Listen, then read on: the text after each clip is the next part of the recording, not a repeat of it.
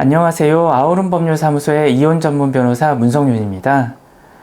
이혼 소송을 끝까지 해서 판결을 받아내면 확실하게 승패가 정해지다 보니 이것을 원하는 분들도 많습니다.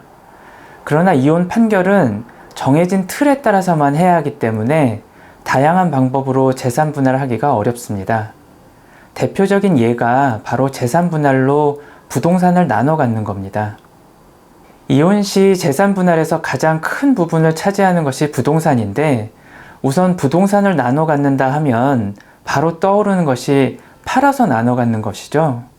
그런데 이혼 소송에서 재산 분할로 부동산을 처분해서 그 대금을 나눠 가지라는 판결은 하지 못합니다. 부부 중 어느 일방이 그 부동산을 취득하고 나머지 일방은 자신의 몫에 해당하는 돈을 받아가는 형태로 판결이 내려지게 됩니다.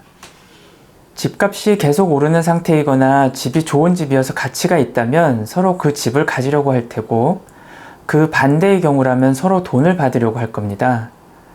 더군다나 대출을 쉽게 받지 못하거나 대출 이자를 감당하기 어렵다면 그 집을 갖고 배우자에게 목돈을 주는 것이 매우 부담스러울 수 있습니다. 이런 경우에는 부동산을 부부 중 일방이 취득하는 것보다는 처분해서 그 대금을 나눠 갖는 것이 훨씬 합리적인데, 이혼 소송 판결에서는 그걸 못하는 거죠. 이처럼 부동산을 처분해서 재산 분할을 받으려면 이혼 조정을 통해서만 가능합니다. 이혼 조정 절차에서는 작성하는 조정 조항이 그 내용을 매우 구체적으로 정할 수 있기 때문입니다.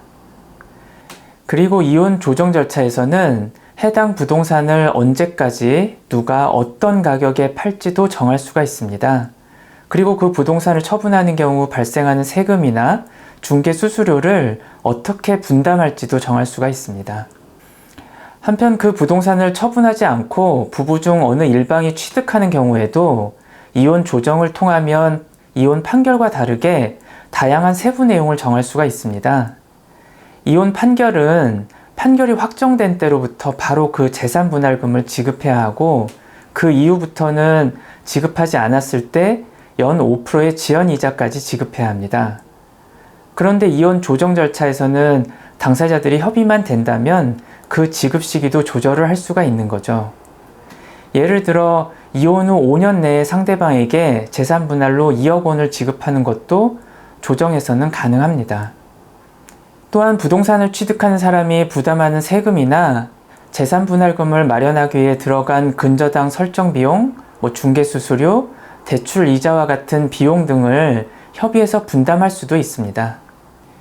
이혼 조정 절차에서는 각 부부가 처한 상황에 맞게 다양한 방법으로 재산 분할 방식을 정할 수 있습니다. 획일적으로 정해지는 재산 분할 판결보다는 훨씬 합리적이고 효율적인 방법을 채택할 수 있습니다.